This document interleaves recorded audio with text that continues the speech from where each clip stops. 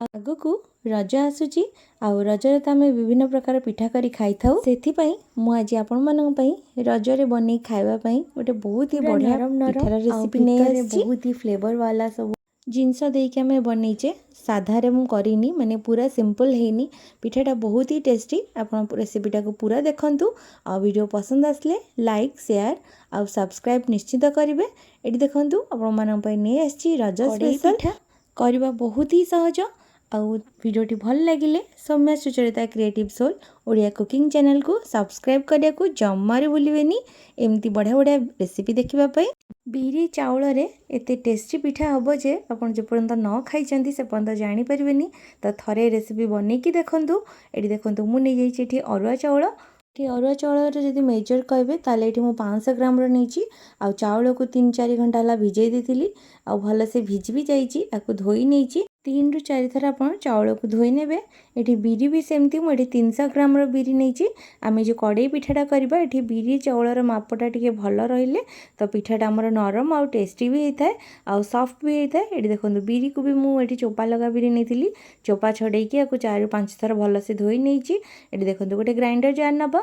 ସେଥିରେ ଆମେ ଚାଉଳ ଆଉ ବିରିକୁ ମିଶାଇକି ବାଟିବା। ମୁଁ ଏଠି 2 ମୁଠା ଚାଉଳ ଦେଇକି 1 ମୁଠା ବିରି ଦେଇକି ଆକୁ ଅଳ୍ପ ବହୁତ ହି କମ୍ ପାଣି ଦେଇକି ଆମେ ବାଟିବା, କାହିଁକିନା ନହେଲେ ବେଶୀ ପାଣି ଦେଲେ ମାନେ ପୁରା ଚକୁଳି ଆଣ ଭଳିଆ ପତଳା ହେଇଯିବ। ତ ଆମକୁ ଟିକେ ଇଟିଲି ଆଣ ଟାଇପ୍ର ଟିକେ କାଠୁଆ ବାଲା ଟିକେ ଦରକାର। ସେଥିଲାଗି ଏଠି 2 ମୁଠା ଚାଉଳରେ 1 ମୁଠା ବିରି ଦେଇକି ମୁଁ ଅଳ୍ପ ପାଣି ଦେଇକି ଏଠି କ'ଣ କରୁଛି ନା ପେଷ୍ଟ ବନେଇ ଦେଉଛି, ମାନେ ଗ୍ରାଇଣ୍ଡିଙ୍ଗ କରିନେବା। ମାନେ ଚୋପା ଲଗା ବିରି ନେବେ ତ ବିରିକୁ ଭଲସେ ଧୋଇକି ନେବେ। ଏଠି ଦେଖନ୍ତୁ ଆମର ଚାଉଳ ବଟି ଦେଖେଇ ଦେଉଛି କେତେ ପତଳା ହେଇଛି ବା କେତେ ମୋଟା ହେଇଛି। ଆପଣ ଆଣକୁ ଏମିତି ହିଁ ରଖିବେ ତ ଆପଣଙ୍କ ଯେଉଁ ପିଠା ଆମେ କଡ଼େଇ ପିଠାଟା ବନେଇବା ନା ତ ପୁରା ସଫ୍ଟ ବି ରହିବ। ଏଠି ଦେଖନ୍ତୁ ମୁଁ ବେଶୀ ପତଳା କରିନି ନା ବେଶୀ କାଠୁଆ ବି କରିନି। ଏମିତି ଆମେ ସବୁତିକ ଚାଉଳ ଆଉ ବିରିକୁ ମିଶାଇକି ବାଟି ନେବା। ଏ ବ୍ୟାଟରକୁ ମୁଁ ଗୋଟେ ଜାଗାକୁ ନେଇଯାଉଛି ଯେଉଁଥିପାଇଁ କି ଆମକୁ ମାନେ ଲୁଣ ଦେଇକି ଆମକୁ ଗୋଳେଇବାକୁ ସୁବିଧା ହେବ। ଏଠି ଦେଖନ୍ତୁ ମୁଁ 1/2 ଚାମଚ ଲୁଣ ଦେଇକି ତାକୁ ଭଲସେ ଫେଣ୍ଟିକି ମିକ୍ସ କରିନେଉଛି। ଯଦି ଆପଣ ଆଣଟାକୁ ରାତିରେ ବାଟିକି ରଖୁଛନ୍ତି ତାହେଲେ ଆପଣଙ୍କୁ ବେଶୀ କଷ୍ଟ କରିବାକୁ ପଡ଼ିବନି, ଜଲ୍ଦି ସେଇଟା ଫୁଲି ଯାଇଥାଏ, ରାତି ସାରା ଫୁଲି ଯାଇଥାଏ, ଯେଉଁ ସେଇ ପିଠାଟା ବି ଟେଷ୍ଟ ବଢ଼ିଆ ଆସେ। ତ ଏଠି ମୁଁ ସାଙ୍ଗେ ସାଙ୍ଗେ କରୁଛି, ସେଥିଲାଗି ଟିକେ ଭଲ କି ବିରିକୁ ଫେଣ୍ଟି ନେଉଛି ଯେଉଁଥିପାଇଁ କି ଆମର ବିରିଟା ଜଲ୍ଦି ଫୁଲିଯିବ। ଆଉ ଏଠି ମୁଁ ବିରିକୁ ଟିକେ 2-3 ଘଣ୍ଟା ପାଇଁ ରେଷ୍ଟରେ ରଖିଦେଉଛି, ଯେଉଁଟାକି ବିରି ଟିକେ ଫୁଲିବା ପାଇଁ। ଦେଖନ୍ତୁ ଟିକେ ବିରି ଆମର ଫୁଲି ଆସିଛି। ଏଇଟା ରାତି ସାରା ରହିଲେ ବହୁତ ହି ବଢ଼ିଆ ଭାବରେ ଫୁଲିଯାଏ। ବିରି ଚାଉଳ ଯେଉଁ ଆଣ ଆମେ କରିକି ମାନେ ପିଠା ପାଇଁ କରୁ ତ ସେଥିଲାଗି ମୁଁ ସାଙ୍ଗେ ସାଙ୍ଗେ ଯୋଗୁଁ ଟିକେ ତାକୁ 2-3 ଘଣ୍ଟା ରେଷ୍ଟରେ ଦେଇଥିଲି। ଏଠି ଦେଖନ୍ତୁ ଏବେ ଆମେ ଏତେ ସବୁ ଆଣରେ ପିଠା କରିବାନି, ମୁଁ ଏଠି ଅଧା ଆଣ ନେଉଛି, ମାନେ ଅଧାରେ କରିବା, ମାନେ ଗୋଟେ ପିଠା ପାଇଁ ମୁଁ ଏଠି କରୁଛି। ଦେଖନ୍ତୁ ଏଠି ଆଣ କିଛି ନେଇଗଲି, ନେଲା ପରେ ଆମେ ଏଥିରେ କିଛି ଜିନିଷ ଦେବା। ଆଉ ଟିକେ ଆପଣ ଚାହିଁଲେ ଫେଣ୍ଟି ପାରନ୍ତି, ଫେଣ୍ଟି ଦେଲେ ଯେତେ ଫେଣ୍ଟା ହେବ ନା ଆଣ ସେତେ ବଢ଼ିଆ ସେ ଫୁଲେ। ଏଠି ଦେଖନ୍ତୁ ମୁଁ ଏଠି ଦେଇଦେଲି ଗୋଟେ ମିଡ଼ିୟମ୍ ସାଇଜ୍ର ପିଆଜକୁ ଚପ୍ କରି ନେଇଗଲି। ଆଉ ଏଠି ଯେତିକି ପିଆଜ ନେଇଛି ତା ଅଧା ନଡ଼ିଆ ନେଇଛି ଆଉ କିଛି କଞ୍ଚା ଲଙ୍କା ନେଇଛି, ଆପଣ ଆପଣଙ୍କ ଟେଷ୍ଟ ଅନୁସାରେ ନେବେ। ଆଉ ଧନିଆ ପତ୍ର ନେଇଛି, ଧନିଆ ପତ୍ର ଆପଣ ସ୍କିପ୍ ବି କରିପାରନ୍ତି ଯଦି ନ ମିଳୁଛି ତାହେଲେ କିଛି ନାହିଁ, କିନ୍ତୁ ଧନିଆ ପତ୍ର ଦେଲେ ବହୁତ ହି ବଢ଼ିଆ ଫ୍ଲେଭର ଆସେ। ମିକ୍ସ କରିନେବା, ଭଲସେ ଗୋଳେଇବେ ଯେମିତି ଆମର ଯେତେ ଫେଣ୍ଟା ହେବ ସେତେ ବଢ଼ିଆ ମାନେ ହାଲକା ହେଇଯାଇଥାଏ ବିରି। ଆଉ ଏଠି ବଢ଼ିଆ ବାସ୍ନା ପାଇଁ ମୁଁ ଏଠି ଟିକେ କସୁରୀ ମେଥି ପତ୍ର ଦେଇଦେଉଛି, ଯେଉଁଟାକି ପିଠା ଯେତେବେଳେ ଆମକୁ ସିଝା ହେବ ମାନେ ବହୁତ ହି ବଢ଼ିଆ ବାସ୍ନା ଆସେ, ବହୁତ ହି ବଢ଼ିଆ ଲାଗେ ଖାଇବା ପାଇଁ। ଆପଣ ଏଇଟାକୁ ନିଶ୍ଚିନ୍ତ ଦେବେ। ଦେଖନ୍ତୁ ମୁଁ ଆଉ ଟିକେ ଆକୁ ଭଲସେ ଗୋଳେଇ ନେଉଛି। ଟିକେ ଆକୁ ଆଉ ଟିକେ ହାଲକା କରିବା ପାଇଁ ମୁଁ ଏଠି ଗୋଟେ ଚୁଟକି ପାଖାପାଖି ହେବ ଖାଇବା ସୋଡ଼ା ଦେଇଛି। ଆଉ ଯଦି ଆପଣ ବ୍ୟାଟର ଆଗରୁ ଆପଣ ବାଟିକି ରଖୁଛନ୍ତି ତାହେଲେ ଆପଣଙ୍କୁ ଖାଇବା ସୋଡ଼ା ଦେବା ଦରକାର ନାହିଁ। ଯେହେତୁ ଆମର ବିରି କମ୍ ଫୁଲିଥିଲା ସେଥିଲାଗି ମୁଁ ଏଠି କ'ଣ କଲି ନା ଟିକେ ଖାଇବା ସୋଡ଼ା ଦେଇଛି। ଆଉ ଯଦି ରାତିରେ କରୁଛନ୍ତି ତ ବହୁତ ହି ବଢ଼ିଆ। ଦେଖନ୍ତୁ ବ୍ୟାଟର ଆମର ରେଡ଼ି ହେଇଥିଲା। ଏବେ ଗୋଟେ କଡ଼େଇରେ ମୁଁ ଦେଇଦେଲି ରିଫାଇନ୍ ତେଲ, ଆପଣ ଘିଅରେ ବି ଭାଜି ପାରିବେ। ମୁଁ ଏଠି କିଛି କାଜୁ ଆଉ ନଡ଼ିଆକୁ ଭାଜି ନେଉଛି। ଆପଣ ଚାହିଁଲେ ଘିଅରେ ଯଦି ଭାଜୁଛନ୍ତି ତାହେଲେ ବହୁତ ହି ବଢ଼ିଆ ଲାଗିବ। ମୁଁ ଏଠି କିନ୍ତୁ ରିଫାଇନ୍ ତେଲରେ ଭାଜୁଛି। ଦେଖନ୍ତୁ ୟାକୁ ଏମିତି ଭଲସେ ଆମେ ଭାଜି ନେବା, ପୁରା ଗୋଲ୍ଡେନ୍ କରିନେବା। ଟିକେ ହାଲକା ହାଲକା ଗୋଲ୍ଡେନ୍ ହେଇଦେବା ଅପେକ୍ଷା ଏମିତି ଟିକେ ଭାଜିକି ଦେବେ, ବହୁତ ଭଲ ଲାଗେ। ଏଠି ଦେଖନ୍ତୁ ମୁଁ ନେଇଗଲି ଗୋଟେ କଡ଼େଇ, କଡ଼େଇରେ ଦେଇଦେଉଛି 2 ଚାମଚ, ମାନେ 2 ବଡ଼ ଚାମଚ ଦେଇଦେଇଛି ରିଫାଇନ୍ ତେଲ। ଆପଣ ଘିଅରେ ବି ଦେଇପାରିବେ, ଘିଅରେ କରିପାରିବେ। ମୁଁ ଏଠି ପିଆଜ ଯେହେତୁ ଦେଉଛି ସେଥିଲାଗି ୟାକୁ ରିଫାଇନ୍ରେ ବନାଉଛି। ଆଉ ଯଦି ଆପଣ ପିଆଜ ଖାଆନ୍ତିନି ତ ପିଆଜକୁ ସ୍କିପ୍ ବି କରିପାରିବେ, ନ ପକାଇଲେ ବି ବହୁତ ହି ଭଲ ଲାଗେ। ଏଠି ଦେଖନ୍ତୁ ଏମିତି ମୁଁ ଚାରିଆଡ଼େ ଟିକେ ତେଲକୁ ଚାରିଆଡ଼େ ଏମିତି बुलेकी आम एमती लगेदेबा तापर एथिरे देदेबा आम जो बिरी चाउल जो बैटर बनईचे आउ टिके एमती मिक्स करके सांगे सांगे आम कड़े देदेबा। आप खाइबा सोडा देकी केबे भी सेमती रखीदेवेनी सांगे सांगे आप पिठा बनई नेबे।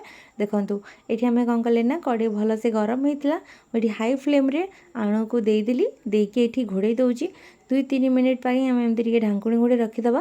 तापर 2-3 मिनिट पर आम एमती ढांकुणी काढ़ी एथिरे जो नड़िया और काजू को आम भाजी थिले ताकू भल से चारिआडे एमती सजेदेबा। सांगे सांगे आण दे सारिकी सांगे सांगे देबेनी काले भितर को माने जीवार संभावना अच्छी तो भितर को पशिगले आ भल देखा जाए न थाए। तो सेठी गार्निश करने मुझे कौन कल 2-3 मिनिट पर सब नड़िया और काजू को भल से ऊपर सजे नौची। आईटा कड़े कले ही बहुत भल लगे। आप चाहिए प्रेसर कुकर भी करेंगे किंतु कड़े मैंने बारंबार आमको खोलिया को पड़ो ना तो से मुझे कड़े बनाया मत बहुत सुविधा हुए मुझे एमती कड़े ही करे।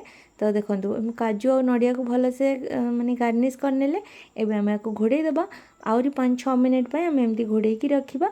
देखो 5-6 मिनिट पर ऊपर टिके आपण घी बा रिफाइन तेल जहाँ आपन को भल लगे टेस्ट सेटा को एमती भल से 2 चम्मच ऊपर एमती टिके बुले देबे आउ टिके बढ़िया फ्लेवर आसापी आ बहुत ही बढ़िया टेस्ट भी आसे एमती देले।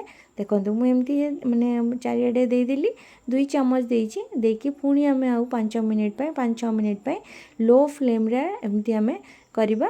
आ बेसी हाई रे रखिबेनी नहले कड़ई रे जो पिठाटा आम देचे से पोड़ीज। देखो यहाँ बढ़िया से छाड़ीगला एमती कड़ई काढ़ी नेली। देखो बिल्कुल भी कड़ई रे लगिनी कि बिल्कुल भी पोड़ीनी आराम से आमर पिठा बढ़िया से बाहरी गला। और जब आप नॉनस्टिक रे बनेबे तो करवा आहरी इजी हो जाए।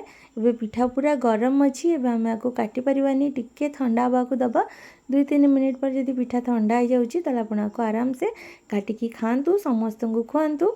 ये देखो पिठा टी देखी नियंतु केते बढ़िया देखा जाउची आपको देखला माने आपको सांग सांग करके खाइबा पई मन हबो आ बहुत ही बढ़िया लगे। खाली रज नुहे आपन जेतोल भी चाहिले एमती बने की खाई परिबे पिलांक जन्मदिन रे भी कर परिबे बाकी जे कोनसी पर्व आछी जदि आपन साधारे भी करचोंती पियाज को स्किप करिकी भी आपन को बने की खाई परिबे बहुत ही बढ़िया लगे पिठाटा। एटी देखंतु पिठा टिके ठंडा हो जाइतला तबे मो टिके आपन को काटिकी देखाई दउची आगा आपन टिके तळपटटी देखि नियंतु केते बढ़िया देखा जाउची आ एमती जो तळपटटा हे गले ना बहुत बढ़िया लगे खाइबा पई। गोटे साइड टिके कुरकुरा होतबो आ टिके ऊपर सॉफ्ट थबो बहुत ही मजा लगे खाइबा। ये देखो मु पिठा को काटी नौ तो आप काटे भी बहुत ही आराम से कटिज। आ देखो पिठार साइड देखी पारे केते धनिया पत्र आ पियाज जो सब आम देते केते बढ़िया से देखा जाउची। ये देखो मुझे पिठा को आउ गोटे पीस करके काटिकी आपको देखा केते सॉफ्ट होती देखी पारे पिठा केते बढ़िया होती आ बढ़िया बास्ना भी आसुची जेहेतु आम पियाज आ धनिया पत्र मेथी पत्र सब देचे पिठा बहुत ही बढ़िया बास्ना आसुची। देखो केते सॉफ्ट होती आम से दिन बाटिकी सांग सांग कले जो मैंने सज सज आण पिठा खाया भल पाती से मैंने एमती करके खाई पारे। देखो पिठा सब मुझे काटी नहीं आमती पिठा को टेस्ट करूँ केमती लगुच आ मते कमेंट बॉक्स रे निश्चित जनातु आपन को रेसिपी केमती लगिला। आ Soumya Sucharita creative soul Odia cooking channel को सब्सक्राइब कर निश्चिंत रखु। एथर रजरे थरे ए पिठा को निश्चिंत बनै खातु।